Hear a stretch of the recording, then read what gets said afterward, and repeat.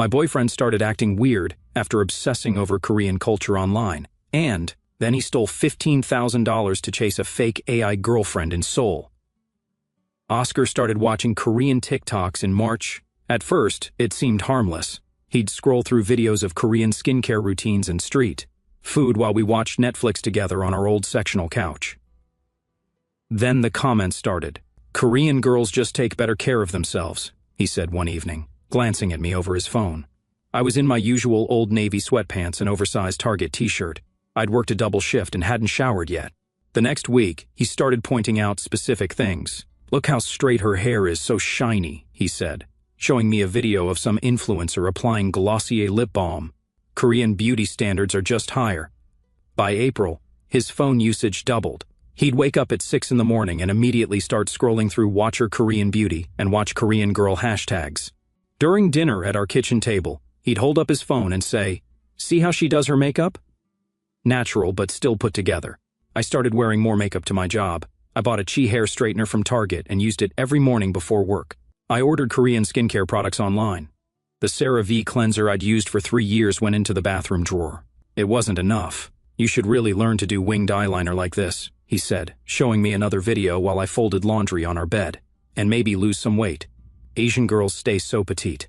I signed up for Planet Fitness that week, started skipping lunch breaks at work, and bought protein bars instead of my usual sandwich from the deli across from our office.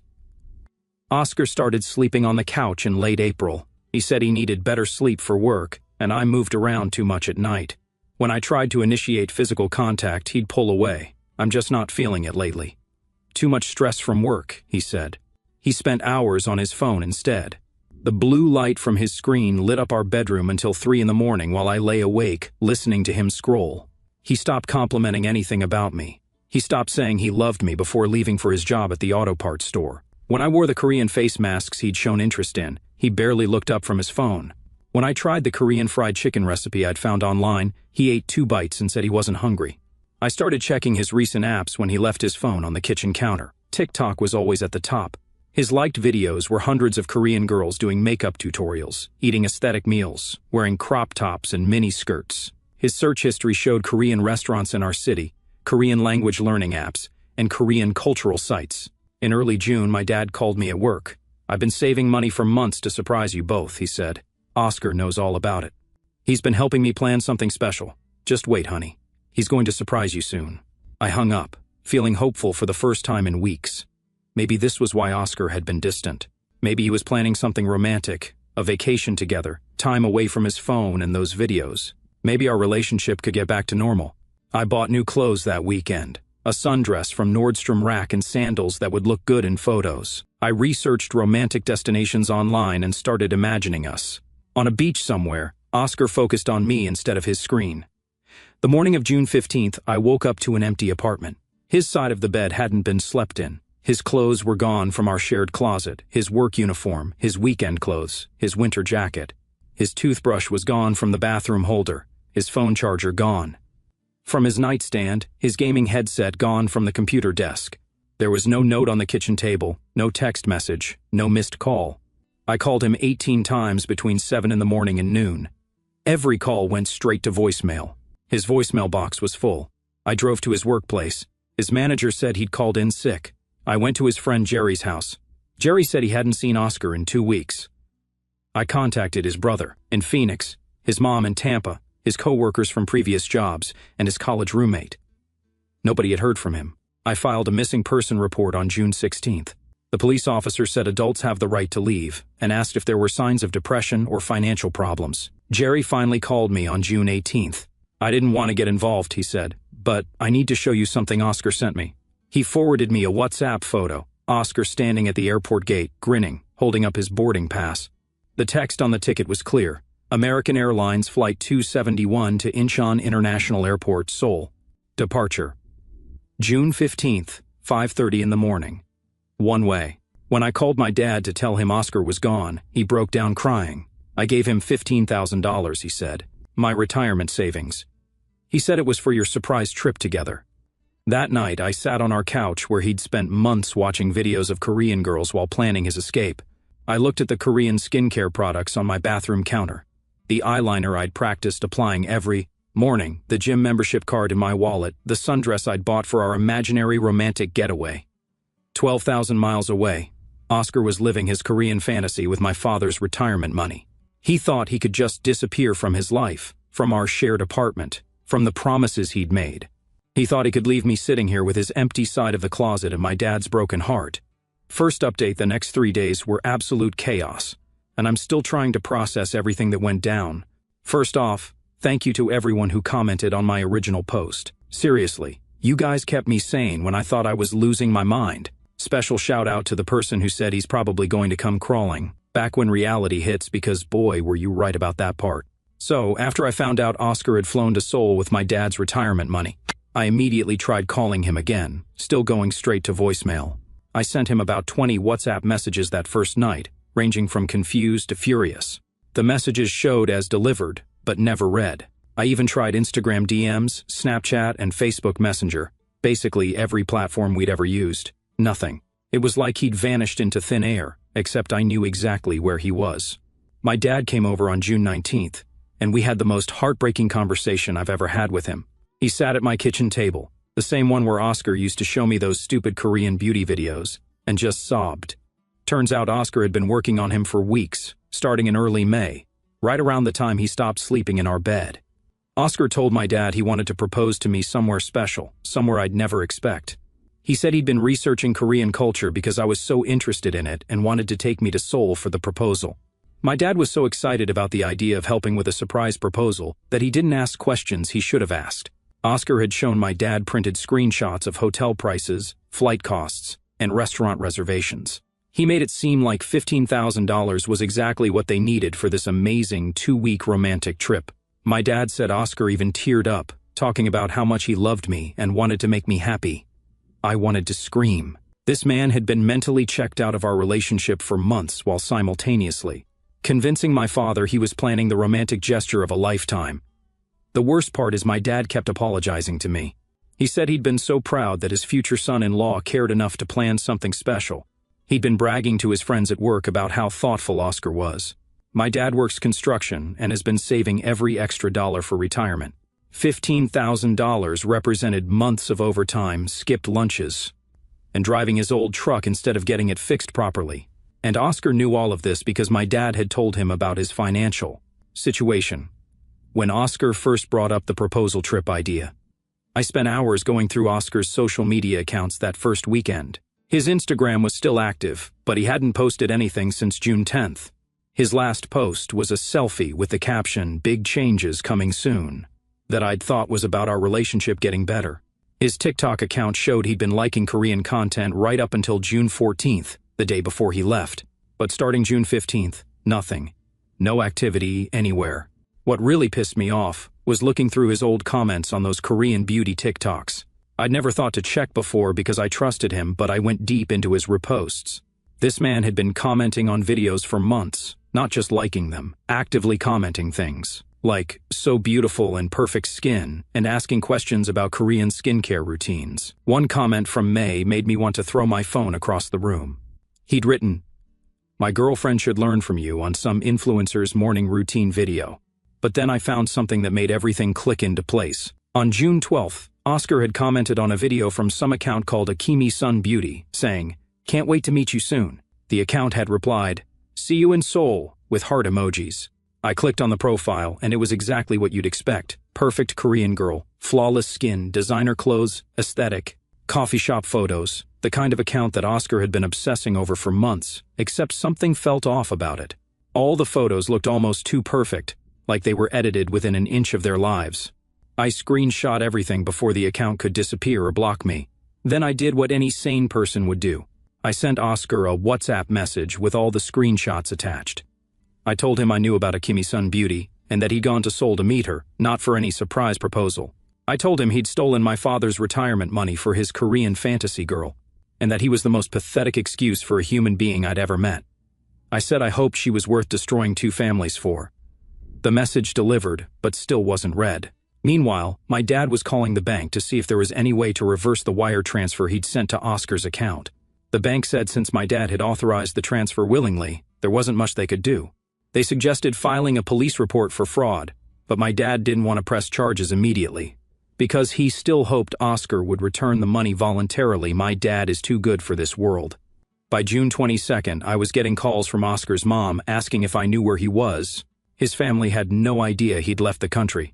His mom said he told them he was taking some personal time to work on things, but hadn't mentioned traveling anywhere.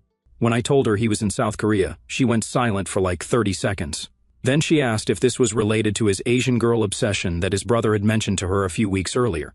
Apparently, Oscar had been talking to his family about Korean culture and how much better Asian women are at taking care of themselves for months. His mom was mortified. She said she'd noticed Oscar making weird comments about appearance whenever they video called, asking why American women couldn't be more like Korean women. She thought it was just a phase, like when he got obsessed with cryptocurrency last year, or when he spent 3 months convinced he was going to become a personal trainer. But this was different. This time, he'd actually acted on his obsession and hurt real people. The most infuriating part of all this is that I still hadn't heard directly from Oscar. Not one word. It had been a full week since he'd abandoned our shared life and stolen my father's money, and he hadn't even tried to explain himself. I kept checking the Akimi Sun beauty account, but it had gone private after I found it. I tried creating a fake Instagram account to follow her, but she wasn't accepting new followers. Then yesterday, something interesting happened. Jerry called me around 8 in the evening and said he'd gotten a weird message from Oscar. Not a call, just a text message from an international number. All it said was, "Need to talk to you urgently. Don't tell anyone yet." Jerry had responded, asking what was wrong and where Oscar was, but got no reply. Jerry forwarded me the screenshot and asked if I thought something had happened to Oscar in Korea. Looking at that message, I could tell something had gone wrong for Oscar. The man who'd been so confident in his plan that he'd stolen $15,000 and disappeared without a word was suddenly reaching out urgently to his friend back home, but he still hadn't contacted me or my father. He was still being a coward about facing the people he'd actually hurt. I told Jerry to respond if Oscar texted again, but to make it clear that Oscar needed to call me. And my dad immediately if he wanted any help with whatever situation he'd gotten himself into. I wasn't going to let him triangulate through his friends while avoiding accountability for what he'd done. Because here's the thing. I have a feeling Oscar's Korean fantasy isn't going exactly how he planned it. And when reality comes crashing down on him, he's going to want to come running back to the life he abandoned. But I'm not the same person who used to straighten her hair every morning, trying to live up to his Korean beauty standards. I'm done being his backup plan. Second update, I'm typing this at 2 in the morning because I literally cannot sleep after everything that happened today. So, remember how Oscar had sent that cryptic urgent message to Jerry? Well, yesterday morning at 11 in the morning, my phone started ringing with an international number. I almost didn't answer because I get spam calls all the time. And there he was. Oscar's voice sounding absolutely desperate and panicked in a way I'd never heard before. The connection was terrible and he kept cutting out, but I could hear enough to know he was falling apart. He started talking immediately without even saying hello, just launched into this frantic explanation about how everything had gone wrong and he needed help getting home. I interrupted him and told him if he thought he could just call me after stealing my father, his retirement money and disappearing for over a week, he had another thing coming. That's when he really started begging. He said he was stranded at some guest house in Seoul with no money, and his return flight had been canceled. He claimed his credit cards weren't working and he couldn't access his bank account from Korea. He kept saying it was all a misunderstanding, and he could explain everything if I would just help him figure out how to get home. The audacity of this man calling me for help after what he'd done was absolutely incredible. I told him he had exactly one chance to explain where my father's $15,000 went and why he'd lied about planning a proposal. That's when his story started falling apart completely. He claimed he had been planning to propose but decided to scout out Seoul first to make sure it would be perfect for me. He said he'd used the money for a research trip and was planning to bring me back later. When I asked why he'd packed all his belongings for a research trip, he started stuttering and talking in circles. Then I brought up Akimi Sun Beauty and the comment about meeting her soon. Oscar went completely silent for like 30 seconds. The silence was so long, I thought the call had dropped. He tried to tell me that account was just some travel blogger who'd been giving him advice about Seoul. Nothing romantic or inappropriate. But when I read back his exact comment about how his girlfriend should learn from her, he couldn't explain that away. He started getting defensive, saying I was twisting innocent interactions into something sinister. He claimed he'd only been trying to learn about Korean culture to make our future trip better. When I asked him why he needed to pack all his clothes and quit his job for cultural research, he said I was being too suspicious and not giving him a chance to explain properly. The conversation was going in circles, and I could feel myself getting angrier with every word. Oscar then tried a different approach. He started talking about how much stress he'd been under at work and how he'd been feeling lost in our relationship. He said seeing Korean culture online had made him realize there were different ways to approach life and relationships, and he'd gotten excited about exploring that with me. When I pointed out that he'd been criticizing my appearance for months while praising Korean women, he said I was misremembering conversations and taking things out of context. Oscar kept changing his story, trying different angles to make himself sound less guilty. First, it was research for our future proposal trip. Then, it was a spontaneous adventure to surprise me. Then, it was work stress making him act irrationally. Every time I cornered him with specific evidence, he'd pivot to a new explanation. He never once apologized for lying to my father or stealing the money. What really got me angry was when he started trying to turn it around on me. He said I'd been obsessed with Korean beauty standards, and he was just trying to understand what I found so appealing about that culture. Can you believe this manipulation? This man had spent months telling me I wasn't pretty enough or thin enough compared to Korean women, and now he was acting like his obsession was somehow my fault. He said I'd been the one buying Korean skincare products and straightening my hair like I'd done that for my own enjoyment, instead of trying to meet his impossible standards. I reminded him about every specific comment he'd made, the time he told me Korean girls stay petite while looking at my stomach after I'd eaten dinner, the morning he showed me a TikTok of some influencer's skincare routine, and asked why I couldn't put that much effort into my appearance, the night he said Asian women just naturally have better hair texture, while I was struggling with the cheese straightener I'd bought because of his comments. Each time I brought up a specific example, Oscar claimed I was exaggerating, or that I'd misunderstood his meaning. I finally told him I was done listening to his lies, and he needed to call my father immediately to arrange paying back the money. That's when Oscar completely lost it. He started yelling about how I didn't understand what he was going through and how complicated the situation had become. He said he was in trouble and needed support from his girlfriend, not accusations and demands. He actually had the nerve to say I was being unsympathetic during his crisis. I hung up on him, but Oscar wasn't done. He called back 6 more times that day. I answered the first few because I wanted to give him multiple chances to tell the truth. But each conversation was the same pattern, frantic begging, constantly changing, explanations, and attempts to manipulate me into feeling sorry for him. During the second call, he tried crying and saying he'd made terrible mistakes but still wouldn't admit what he'd actually done wrong. He kept saying things like, "You know I love you, and I never meant for it to go this far," without explaining what it actually was.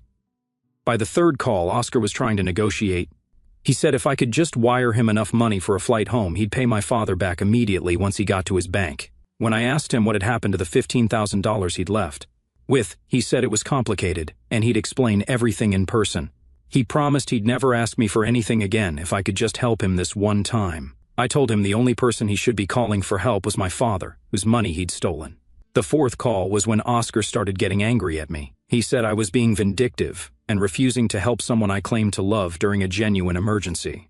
He said if the situation were reversed, he would have already wired me money without asking so many questions. He tried to make me feel guilty for not immediately rushing to rescue him from whatever trouble he'd gotten himself into. When I pointed out that he'd created this situation by lying and stealing, he said I was being petty and holding grudges instead of focusing on solving the current problem. The worst part was how he kept insisting he loved me and had never meant to hurt anyone. He said his feelings for me hadn't changed, and everything he'd done was supposed to benefit our relationship somehow. When I asked how lying to my father and stealing his money benefited our relationship, Oscar said I was being too emotional to understand his reasoning. He actually told me I needed to calm down and think logically about the situation. That's when my mom got involved. She'd been staying with me since Monday because she was worried about how I was handling everything. My mom had been friends with my dad since their divorce 10 years ago. They get along better now than when they were married, and she was furious about what Oscar had done to him. When she heard me on the phone getting more and more upset with each call from Oscar, she'd been pacing around my living room, getting angrier by the minute. During Oscar's 6th call, when I was starting to cry from frustration, my mom had enough. She grabbed the phone right out of my hand and put it on speaker. "I have never seen my mother this angry in my entire life," she told Oscar he was a pathetic excuse for a man who had stolen. money from a hardworking father, and broken his daughter's heart with his disgusting obsession with fantasy women online. She said if he called me one more time without having $15,000 to wire back to my father, she would personally fly to Seoul and drag him back by his ears. My mom is 5 feet tall and works as a kindergarten teacher, but she sounded absolutely terrifying. Oscar tried to interrupt her and say hello, but she shut him down immediately. She told him she'd heard every conversation he'd had with me that day, and she was disgusted by his attempts to manipulate me into feeling sorry for him. She said she'd watched her daughter lose weight and change her entire appearance, trying to meet his standards. And now he had the audacity to call her for help after abandoning her for some online fantasy. Oscar tried to argue with my mom, saying she didn't understand the full situation and that I was painting him as worse than he really was. He said I was only telling her the bad parts of our relationship and leaving out all the good times we'd had together.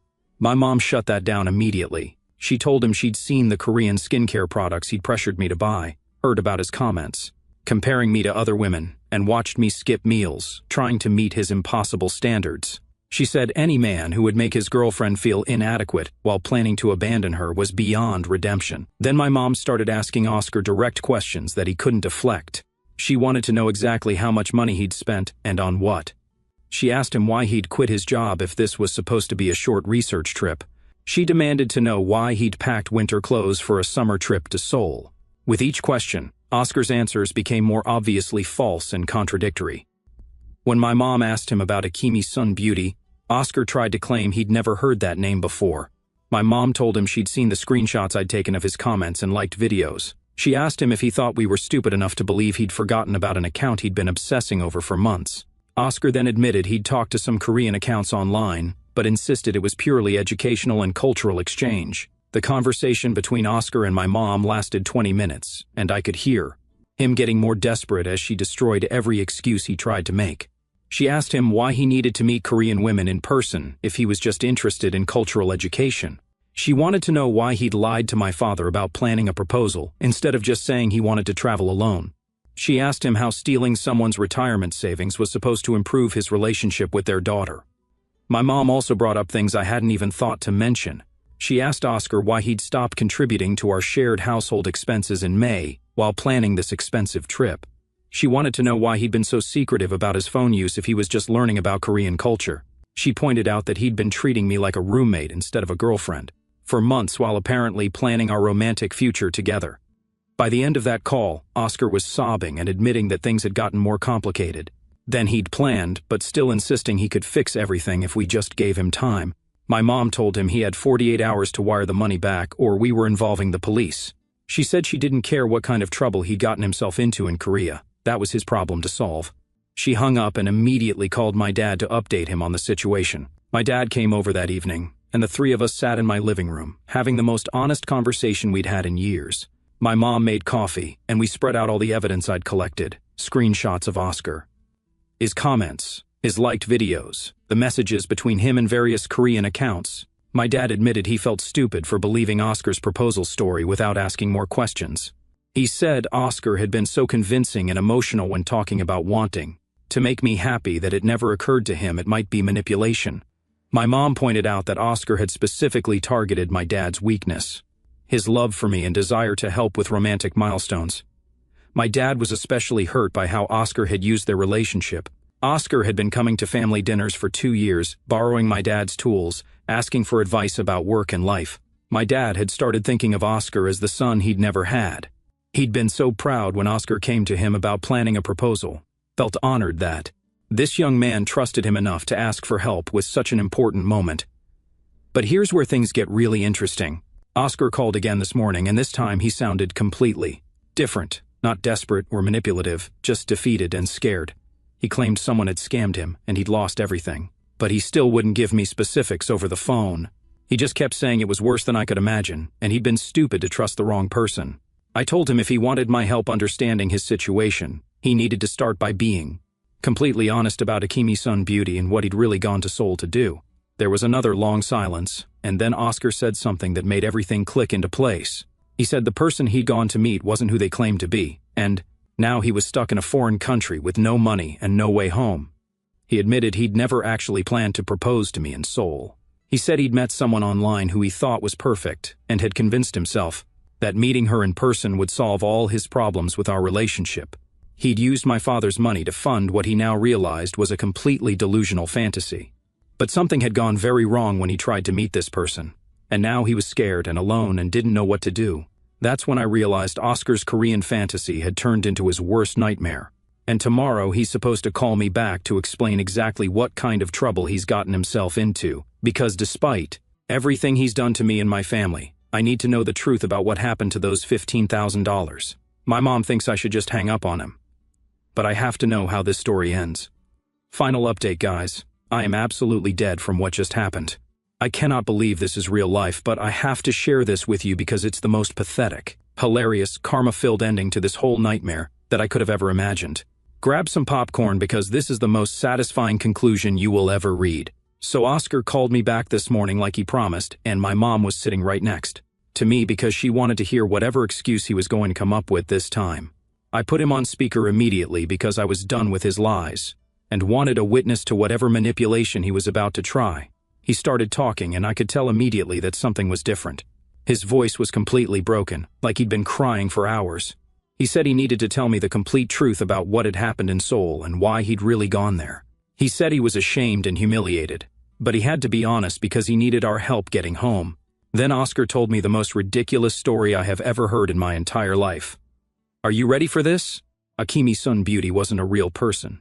She was a complete fake created by scammers using AI technology to generate fake photos, videos, and even voice messages. This grown man had spent months obsessing over, comparing me to, and eventually traveling across the world to meet someone who was entirely fabricated by criminals.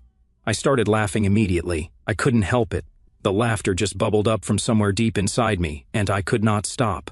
My mom was staring at me like I'd lost my mind, but I was cackling. This man had destroyed our relationship, stolen my father's retirement money, and abandoned our shared life for a fake person created by scammers with computer software. Oscar kept talking while I was laughing, trying to explain how it had happened. He said Akimi Sun Beauty had started direct messaging him in early May, sending photos and videos that looked completely real because they were generated using AI face-swapping technology. The scammers had even sent him voice messages that sounded like a real Korean girl speaking English, but it was all artificial. They'd had detailed conversations about Korean culture, with her complimenting his appearance and telling him he was handsome and interesting. She'd said she was looking for an American boyfriend and thought he was perfect.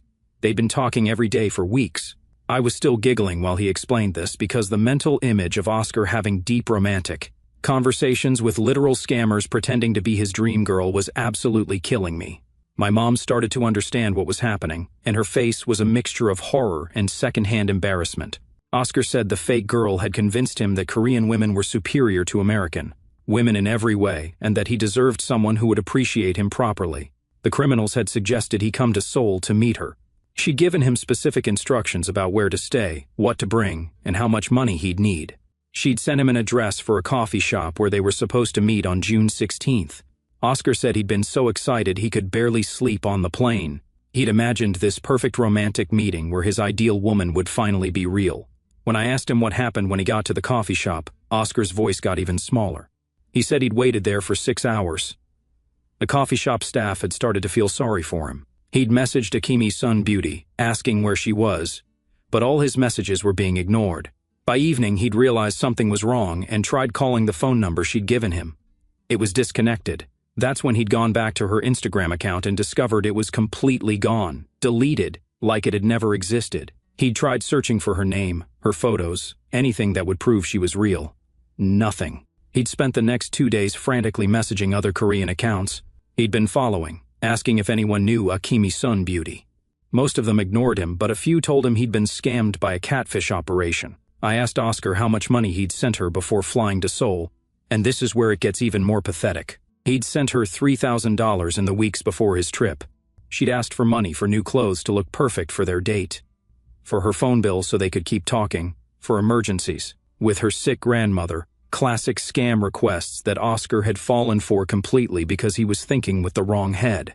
So let me get this straight. Oscar had used my father's $15,000 to fly to Seoul, spent another $3,000 on a fake woman, and was now stranded in Korea with no money because he'd fallen in love with a computer program. I was laughing so hard I had tears streaming down my face. My mom had to get up and get me tissues because I was a complete mess. But wait, it gets worse.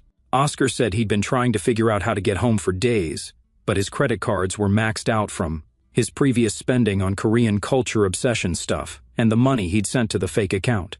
His bank account was empty because of his proposal trip purchases.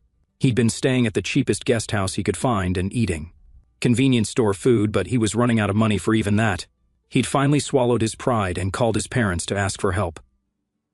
This is where my mom and I both stopped laughing because we knew his parents were decent people who didn't deserve. This Oscar said he'd had to explain to his mother why he was in Korea alone, why he needed money for a flight home, and why he'd quit his job and left his girlfriend without explanation. His mother had been so confused and angry that she'd put his father on the phone. Oscar said he'd never heard his dad sound so disappointed and disgusted in his entire life. His father had asked him if he'd really stolen money from his girlfriend's family to chase after some woman online. When Oscar admitted that the woman wasn't even real, his father had called him pathetic and said he was ashamed to have raised such a fool. His mother had started crying when she understood that he'd manipulated my father's love for me to fund his fantasy. His father had said Oscar was a disgrace to their family.